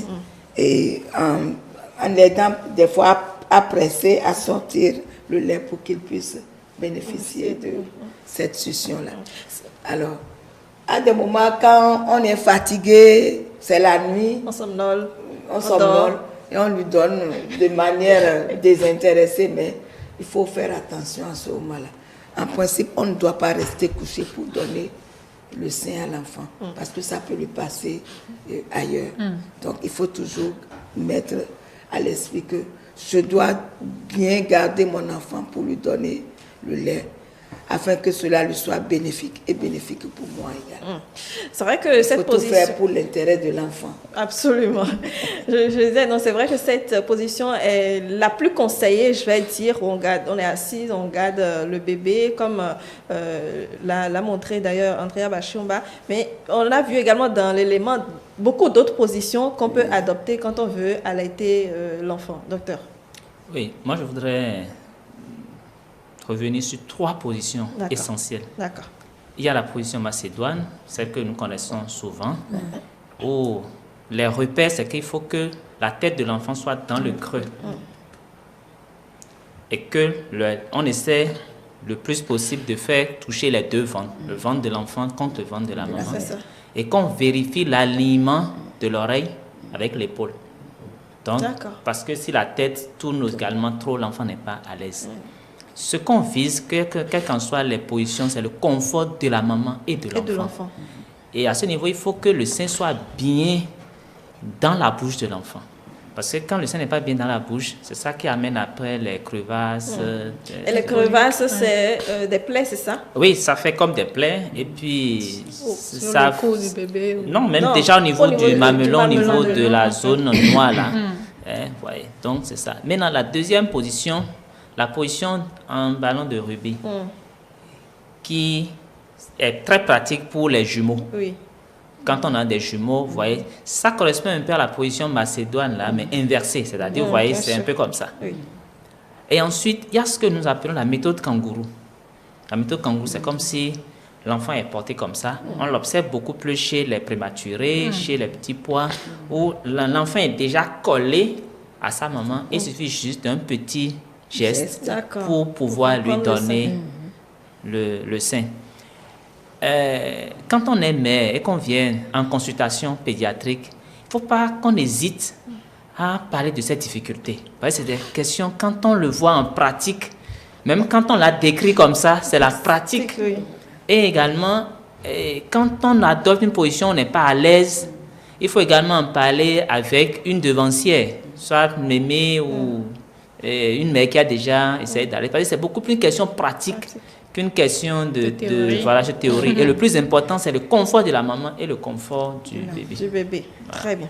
Alors, toutes les femmes doivent garder une certaine position quand même pour être à l'aise et pour que l'enfant puisse avoir le lait comme il le faut. Mais justement, dans la pratique, Andrea, vous qui êtes avec les femmes et autres, est-ce qu'il y a des difficultés à cela? Oui, il y a des difficultés. Les difficultés, on les rencontre quand les femmes sont affairées, quand elles veulent aller, elles sont pressées pour aller faire quelque chose. Donc là, elles sont plus attentionnées. Donc elles donnent ça dans n'importe quelle position. Et c'est ça qu'il faut rappeler. pour éviter le mal que cela puisse créer en l'enfant. C'est vrai que garder cette position pendant des heures pour le bébé qui tète pendant longtemps, comme l'a dit le docteur un peu plus tôt, ça doit être, disons, très contraignant aussi. Oui, ce qui compte, c'est que le bébé ne soit pas étouffé. Donc, quelle que soit la position, vous n'êtes pas obligé parce que, oui, on a dit qu'il y a 3 positions. Aujourd'hui, je dois faire la première, demain la deuxième. Non, toute la journée, vous avez le libre choix de, même pendant l'allaitement, pendant peut-être vos 15 minutes, 20 ou 45 minutes que vous passez avec bébé, vous pouvez lui donner toutes les positions que vous connaissez. Il n'est pas obligé de rester à la même position parce que c'est selon ce qui vous met à l'aise et ce qui vous permet d'éviter d'étouffer bébé. C'est ce que je pense. Pour moi, je suppose que cette question, en fait, ça se pose à une mère au début, les premiers mois. Sinon, après c'est... La maman peut être assise comme ça, c'est le bébé, c'est l'enfant de 1 an ou bien 15 mois, il vient, lui, il a le pied au sol et il tire. C'est comme s'il met le... Est-ce qu'on va parler, enfin, c'est comme si il se sert lui-même en fait. Donc, il s'en fout de votre position pour qu'il ait ce qu'il a fait. Mais au début, c'est important de répéter les mêmes positions pour que ça rentre dans les habitudes. Et la position la plus, qu'on observe souvent, la plus facile, c'est cette position-là. Parce que, bon, je trouve qu'elle doit être un peu plus confortable pour les mères. C'est ça qu'on observe même d'ailleurs. Et il ne faut pas aussi chercher à faire l'expérience de toutes les positions quand on a trouvé la position qu'il faut. Surtout quand la position couchée, vous avez commencé par le dire, c'est à risque. Surtout pour une maman qui a de gros seins, attention. Ça peut boucher le nez de l'enfant et ça peut amener des histoires. Et puis, les enfants peuvent, en étant couchés, peuvent facilement faire les reflux. Donc, même quand on est couché, c'est qu'il faut faire de sorte à avoir un support incliné. C'est déjà un peu plus contraignant, un peu plus compliqué. Très bien. Alors, lorsque l'enfant commence à avoir des dents, je sais que c'est l'autre partie également difficile pour les femmes qui allaitent. On sent quand même des douleurs quand ils, disons, nous pincent un peu les bouts des seins ou autres. Comment est-ce qu'il faut gérer? Vous me posez la question. Ça, je ne sais pas utiliser de la théorie, je préfère... D'accord, très bien, en attendant qui est l'allaitement paternel. En ce moment-là, quand l'enfant met les dents sur votre sein, le bout du sein, il faut dire que ça fait mal. On a tendance à lui donner des choses, bon, on lui fait des gestes de doigts pour pouvoir... ça fait mal. Donc, mais rassurez-vous, des moments aussi quand le copropriétaire vous prend le sein, qu'est-ce que vous faites? Ça vous donne un peu de plaisir des fois. Donc même si ça fait mal, comme on le dit, on fait pour la vie. D'accord, même si ça fait mal, on prend ça comme ça. Il faut pouvoir se sacrifier. C'est ça qui montre qu'on est mère, quoi. Alors, l'autre aspect quand même que je voudrais aborder, c'est allaiter l'enfant quand on n'est pas à la maison ou bien dehors, quand on est au service et autres. Pour des femmes qui peut-être ont du mal peut-être à montrer un peu leur sein et ça met peut-être aussi un peu mal à l'aise certaines personnes quand vous mettez à allaiter votre enfant et que vous mettez le sein à l'air comme ça. Est-ce que ça vous est déjà arrivé ou bien en tout cas, est-ce que vous avez rencontré des situations comme ça avec des femmes? Oui, même avec les vieilles disent non, ne laisse pas le sein nu. Quand tu allaites ton enfant, tu ne dois pas laisser le sein à la portée de l'air libre parce que déjà que le courant d'air même entre, ça peut agir sur la santé de l'enfant et sur le plan santé, sur le plan scientifique également. Il n'est pas aisé de voir ça. On demande aux gens de ne pas laisser le sein à l'air libre. Il faut pouvoir protéger l'aliment de l'enfant. Donc, je pense que... Il faut toujours donc avoir un foulard, avoir un une pagne adaptée. Et pouvoir se protéger. Vous voyez, les femmes ne laissent plus les seins nus maintenant, mais elles trouvent toujours quelque chose pour se protéger la poitrine et histoire de bien garder les seins un peu plus chose là pour que ça puisse servir à l'enfant. Je pense que le docteur sera mieux placé pour répondre à la question. Oui. Mais ce que j'observe, en effet, il y a des personnes qui sont mal à l'aise quand elles doivent donner sein à bébé en public parce qu'elles n'ont pas, les femmes, elles ne veulent pas qu'on voie leur sein forcément, ou elles ont des complexes envers leur sein. Mais je pense, allaiter, quand vous êtes au boulot avec votre bébé ou quand vous sortez, vous allez faire des courses avec votre bébé, ça ne devrait gêner personne que vous allaitez votre enfant, puisque vous avez votre soutien. Vous ne faites que sortir une partie du sein. L'enfant aussi déjà couvre. On ne voit qu'ici. Donc, pourquoi ça devrait gêner la personne, à moins qu'elle ne soit pas paternelle ou maternelle? Quoi qu'il en soit, on sait que l'enfant a besoin de sein à un moment T. Et c'est un besoin pour lequel vous êtes obligé de satisfaire. Donc, on devrait vous comprendre que vous soyez. Et les femmes ne devraient pas être complexées de sortir leur sein et de donner à bébé. Oui. Docteur. Oui, pour ce que moi j'observe dans les salles d'attente ou en consultation, c'est que déjà, il y a des mères qui portent des habits amples qui leur permettent de sortir facilement le sein sans avoir besoin carrément de se déshabiller devant tout le monde. Donc, juste sortir le sein. Il y en a qui portent également des soutiens-gorge avec des fermetures, bien des systèmes un peu plus adaptés. Il y en a qui sortent le sein, mais elles ont de la dextérité, c'est-à-dire elles savent comment le sortir, protéger, donner à l'enfant et couvrir une partie pour qu'on ne voit pas. Ça, les questions de pudeur, pour ça ne se discute pas. Si c'est comme ça, il faut trouver des astuces quand même parce que on ne peut pas sortir avec son enfant. L'enfant a faim, crie, et vous refusez de lui donner le sein. Ensuite aussi, il y a des mères qui prévoient qu'ils seront dans des situations où l'enfant aura du mal à téter.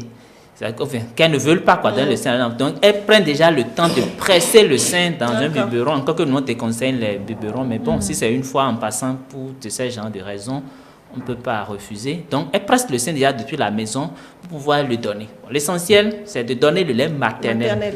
Même si c'est donné au biberon, avec du biberon, c'est quand même de l'alimentation, c'est quand même le lait maternel qui est donné. Donc, voilà quelques astuces que je vois et que je trouve quand même pragmatiques. Très bien. Merci, docteur. Nous allons installer Nafissatou Hassani pour la dernière partie de l'émission.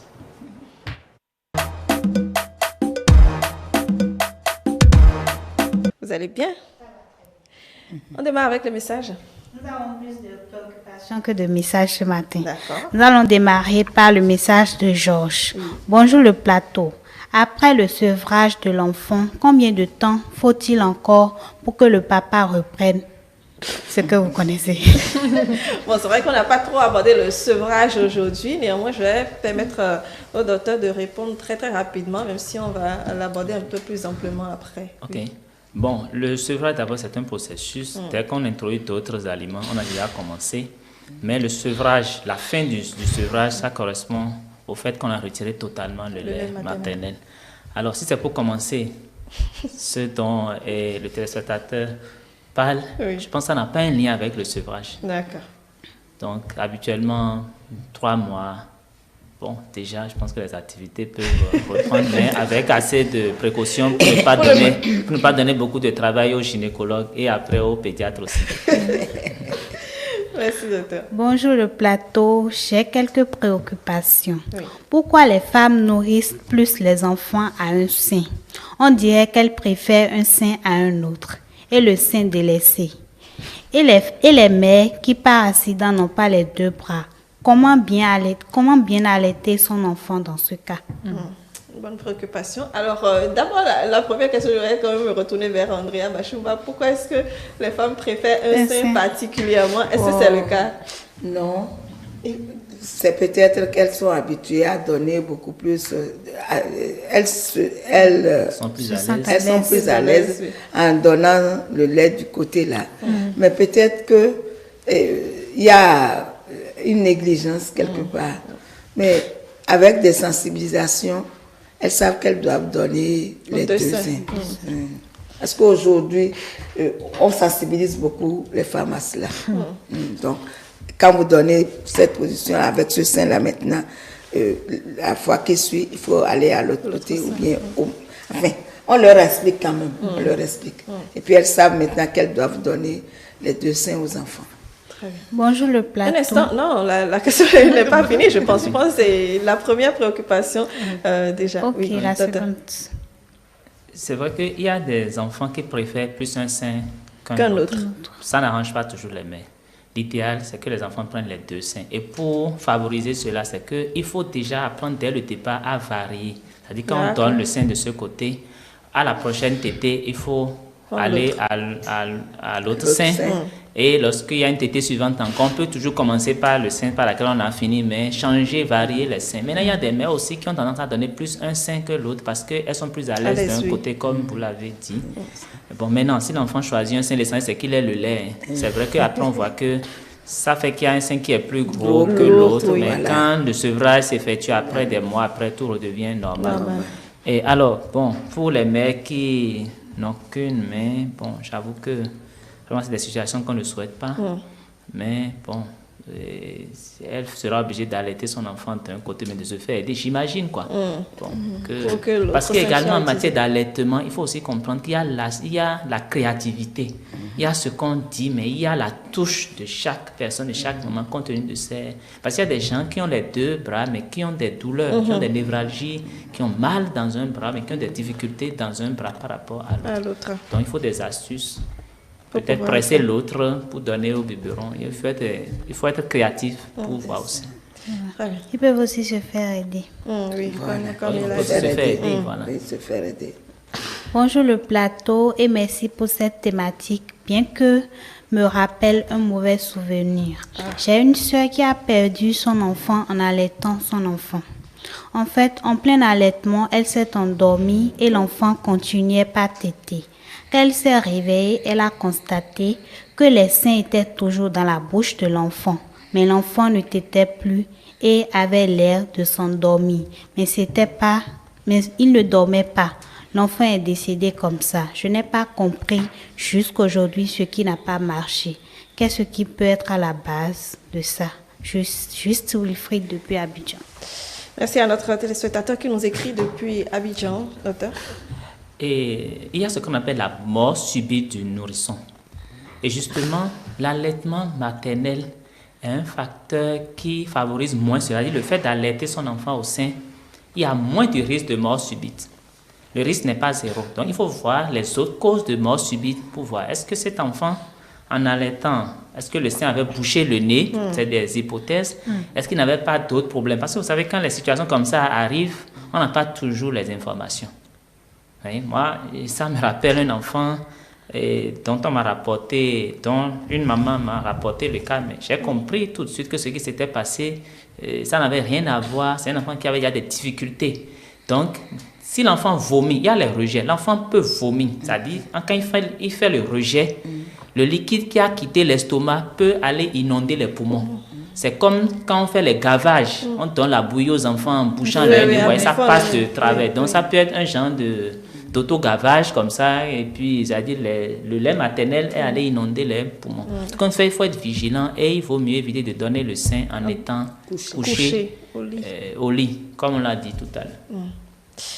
Autre chose, Nafissa? Bonjour le plateau, j'ai 2 préoccupations. La première, dites-nous s'il vous plaît, est-ce possible que l'alimentation de la mère transmise dans le lait maternel peut être à la base des maux de ventre du bébé? Sinon, quelle est l'origine de cette douleur encore appelée colique? Si oui, comment y remédier?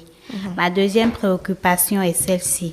Pourquoi certains bébés, même après avoir ôté et régurgitent le lait par les narines? J'aimerais connaître la cause. Bien. 2 préoccupations encore. Oui, docteur. Oui, les coliques, il y en a 2 formes. Il y a les coliques physiologiques. C'est-à-dire, c'est normal. L'enfant a une sensation de mal-être, il chicote, il grogne un peu, il bouge dans tous les sens. Ça ne fait rien. C'est-à-dire, c'est quelque chose qui dérange beaucoup les parents, mais en principe, on n'a pas besoin d'un traitement, on n'a pas besoin de s'en inquiéter, tant que ça ne gêne pas le sommeil de l'enfant, tant que l'enfant ne refuse pas le sein. Ou bien lorsqu'il n'y a pas une cause, c'est-à-dire quand il fait ça et qu'il n'y a pas les selles glaireuses, des trucs comme ça. Ou bien il n'est pas constipé. Donc, les coliques physiologiques, il faut comprendre que c'est normal. Quand est-ce qu'il faut s'inquiéter? C'est ça que j'ai déjà commencé à dire. C'est quand l'enfant a du mal à dormir, surtout quand il refuse le sein. Il pleure, il crie, on fait tout, il ne s'arrête pas. Là, on comprend que c'est de véritables coliques.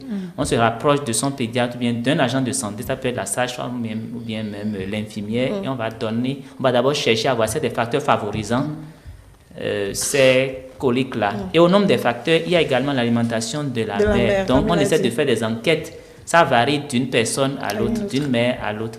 Donc, il faut faire des enquêtes pour identifier l'aliment suspect et demander à la maman d'en consommer moins ou bien de retirer ça momentanément de choses. Bon, par rapport aux régurgitations, tous les bébés régurgitent. C'est d'ailleurs pour ça qu'on achète les bavettes. Les bavois, oui. Les bavois. Bon, à cause de Corona, on utilise les bavettes. On achète les bavois. Oui. Voilà. Maintenant, vous savez, il y a des enfants qui, lorsque le jet revient, c'est tellement important que ça sort par le nez. Okay. C'est ça, en fait, les reflux qui gênent. Il y a les régurgitations qui sont un peu liées à une maladie. Donc là, il faut qu'avec le médecin, on voit et qu'on traite. Mais les astuces pour limiter les régurgitations, c'est déjà que ces enfants-là, il faut les faire coucher en position inclinée. C'est-à-dire quand ils sont couchés, il faut essayer de soulever un peu un petit oreiller. Matelas ou bien... Il y a maintenant même qui vont jusqu'à soulever même le pied du lit ou bien le chevet du lit. Il y a parfois des coussinets comme ça qui sont en arceau et on essaie de les faire coucher dedans. Et l'autre chose aussi, il faut fragmenter les tétés. C'est-à-dire c'est des enfants à qui on donne le sein de petits temps courts et on est obligé d'augmenter sur la fréquence. Et il faut surtout les positionner pour qu'ils fassent le rot et autres. Quand on en fait tout ça et que ça ne passe pas, il faut voir le médecin. Et nous-mêmes, de plus en plus, on ne met plus de médicaments. On rassure les parents avec les conseils, avec le temps, ça se passe très bien. Je pense qu'on a beaucoup de questions encore, donc on va y aller très très rapidement. Merci pour cette thématique importante. Bonjour à tous. Docteur, que pouvez-vous nous dire sur l'allaitement mixte, s'il vous plaît? Je n'ai rien contre l'allaitement maternel, bien au contraire, mais moi j'ai préféré l'allaitement mixte pour mes enfants. Et c'est ce que j'ai fait avec mes 2 enfants en France et aucun problème. Mais ici, j'ai l'impression qu'on le conseille moins ou pas vraiment. Merci. Madame la Cécile. Docteur, très très rapidement. Ok. Bon, avec tous les avantages de l'allaitement maternel, c'est ce qui est recommandé parce que c'est le meilleur.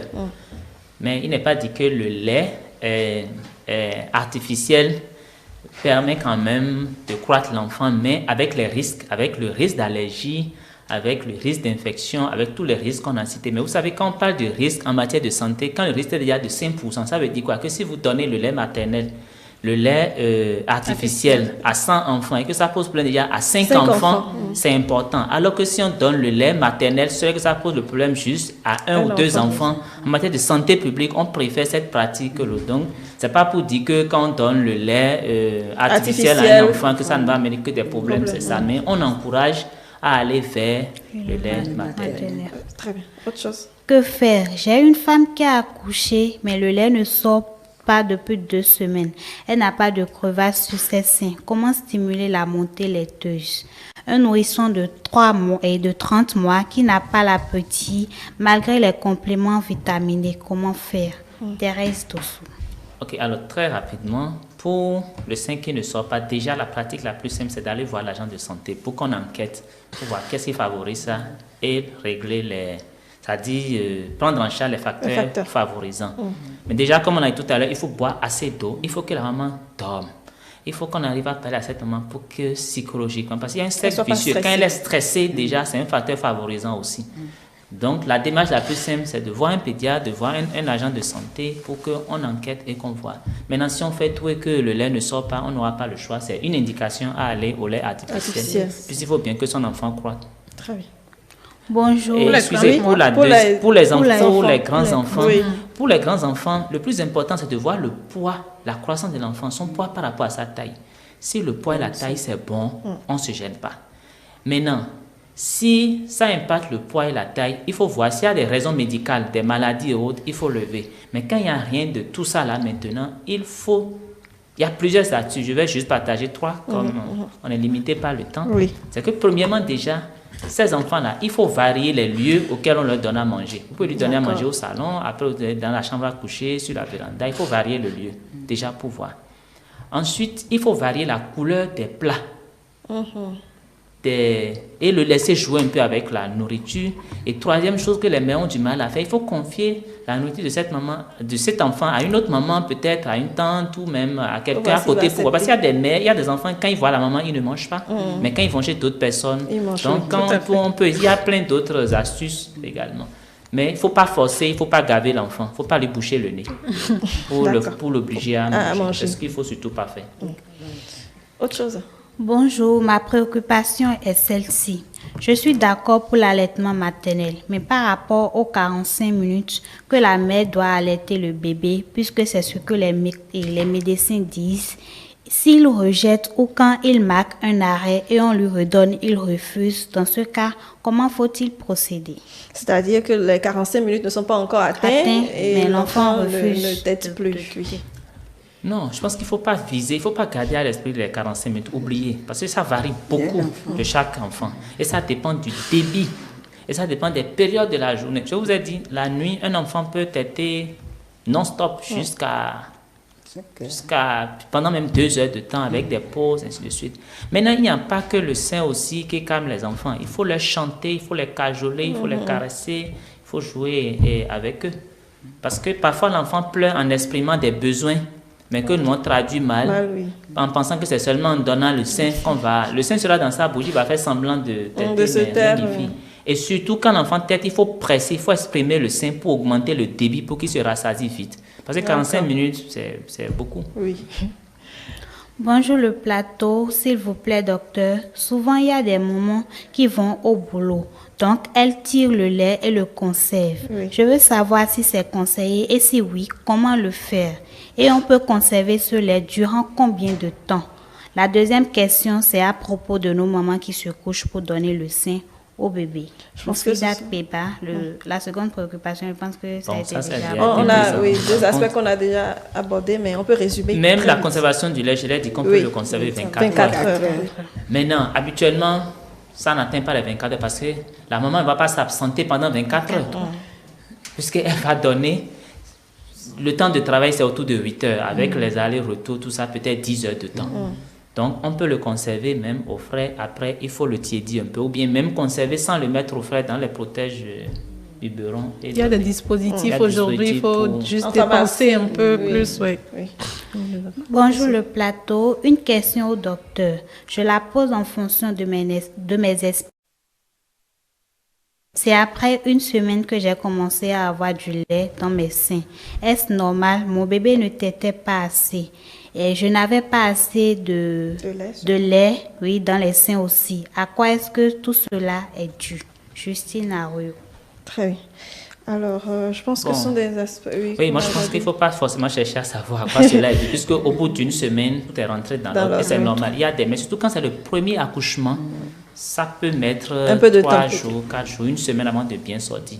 Parfois, on accompagne avec le lait sur le temps que le sein. Mais une fois que le sein est sorti, c'est qu'il faut lui donner le sein régulièrement pour que cette production soit entretenue. Toujours présente.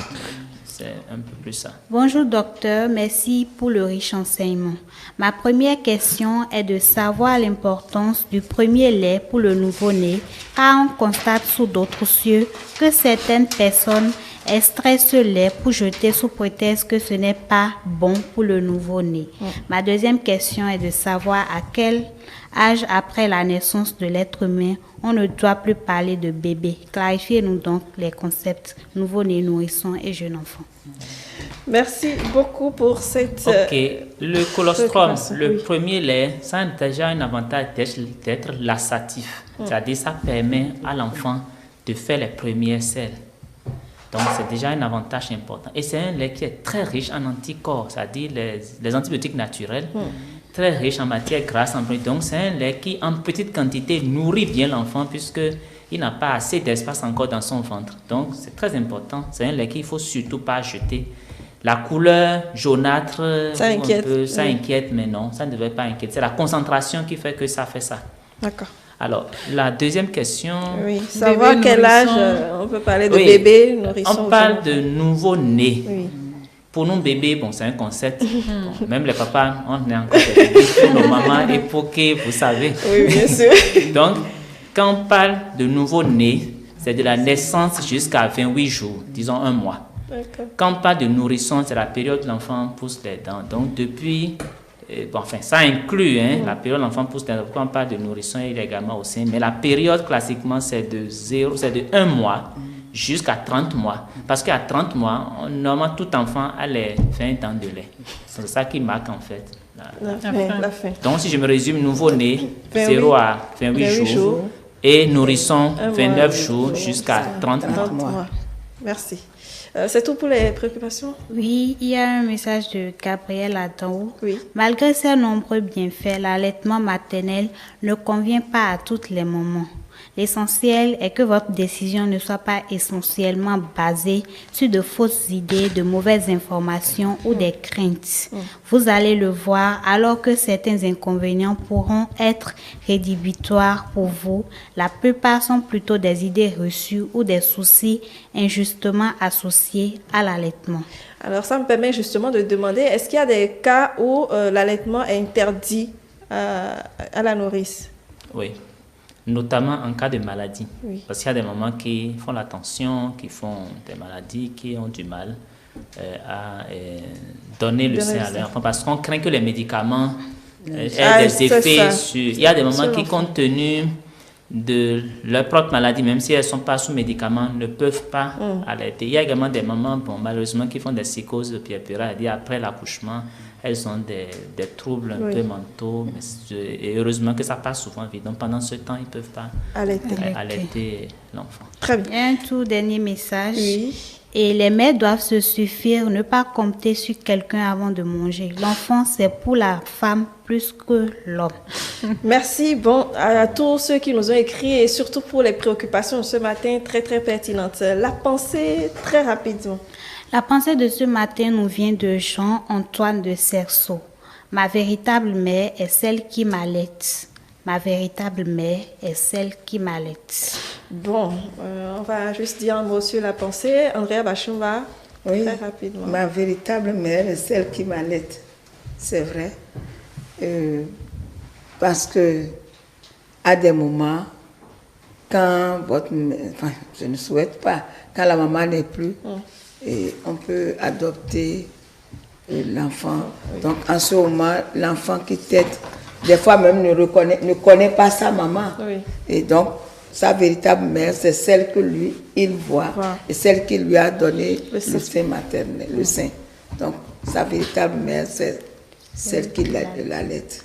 Oui, celle qui lui a donné à manger, puisque le lait, c'est sa première nourriture. Celle qui lui a communiqué tout le bonheur, tout le bien qu'elle voudrait de lui. Docteur? Bon, je pense que la mère qui donne le sein à un enfant, c'est elle qui a eu l'occasion de développer les premiers sentiments d'amour, d'affection avec l'enfant. Et vous savez, si dit c'est ma mère, c'est beaucoup plus le sentiment que la réalité, quoi. Nafisat?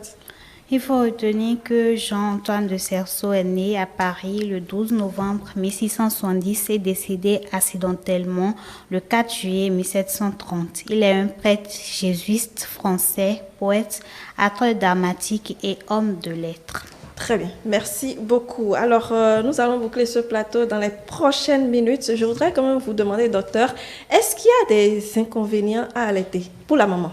Est-ce qu'il peut y avoir des inconvénients à allaiter? Pour la maman, je ne vois pas l'inconvénient. Il y a des difficultés. Les difficultés, c'est-à-dire la fatigue. Et il faut le reconnaître. Quand on est médecin, on ne reconnaît pas ça, mais c'est que ça bloque en même temps la communication. Ça fatigue. Ça, il faut l'avouer. Et on l'a dit, il faut savoir gérer son temps pour prioriser les tâches à faire. Et bon, au-delà de ça, il y a des carences nutritionnelles. Quand la maman ne sait pas bien s'alimenter, c'est fait de sorte que l'enfant, quand il y a il y a une bonne proportion qui est réservée au sein, au lait maternel. Donc, quand c'est pas fait, il y a quelques carences qu'on essaie de corriger. Donc voilà, il y a la pression, le fait qu'on ne dorme pas, tout ça qui rejoint un peu la fatigue. Sinon, je ne vois pas les inconvénients. Très bien. Alors, l'allaitement maternel, choix ou obligation, il est temps de répondre à la question. Andrea Bachumba, pour boucler le plateau. On ne peut que dire que l'allaitement maternel est une obligation. compte tenu des multiples avantages, des multiples biens que cela produit à l'enfant et à la mère. Donc on ne peut qu'associer, on ne peut que dire que c'est une obligation. Maintenant, ça devient un choix quand cela s'impose. Il est imposé à la maman de donner le lait artificiel à l'enfant. Donc là, ça devient un choix. Très bien. Allez là. C'est une obligation et c'est un choix pour moi. Je parle toujours de l'allaitement maternel. Je dis c'est un choix parce que quand on est consciente que de tout le bien que ça peut apporter à notre enfant, on fait le choix de bien nourrir son enfant. D'accord, finalement c'est... D'accord. Bon, moi je pense que c'est un choix déjà. Et notre rôle en tant que médecin, c'est de donner les informations pour que les mères puissent faire ce choix de façon, en donnant leur consentement de façon éclairée. Si elles comprennent le bien fondé, ça va être plus facile pour eux. Bon, c'est une obligation parce que quand on voit tous les avantages, il le faut. Et je terminerai en disant que les pères ont un grand rôle à jouer. D'accord. Parce qu'il faut aider les mères à réussir l'allaitement en les aidant dans les petits travaux ou bien en prenant les dispositions pour que quelqu'un puisse les aider, en les soutenant du mieux qu'on puisse le faire et surtout en pesant de son poids pour éviter également quelques difficultés liées aux visites intempestives. C'est vrai que quand le bébé vient, tout le monde veut venir voir. Donc en voyant également tous ces aspects, essaye de protéger la mère pour qu'elle puisse jouer ce rôle que le bon Dieu lui a dédié, mais qui est dans l'avantage de toute la famille, surtout que les enfants portent nos noms. Bien sûr, c'est ça. La fille peut désormais porter les noms des mamans. Non, j'ai dit non. Oui, c'est bien, il se rattrape très bien. Oui. Déjà qu'on ne peut pas obliger une mère à donner du sein à son bébé, donc elle a déjà le choix. Mais il ne faut juste pas se baser sur de fausses idées, comme l'a dit Gabrielle Adamou, pour ne pas donner du lait à son bébé. Merci infiniment à tous pour la participation à cette émission. Andrea Bachimba, vous êtes enseignante à la retraite, vous êtes maman, vous êtes relais communautaire. Merci pour le partage d'expérience sur le sujet. Alilatou Draman, merci. Nafissatou Hassani, merci. Je sais qu'il y avait d'autres choses à aborder, mais 9h, c'est 9h. Il nous reste une minute. Docteur Marcos Doussor, merci beaucoup. Vous êtes pédiatre, médecin pédiatre. Un plaisir de vous avoir sur le plateau. Chers amis téléspectateurs, merci également à vous qui nous avez écrit, qui avez appelé également pour apprendre davantage sur le sujet.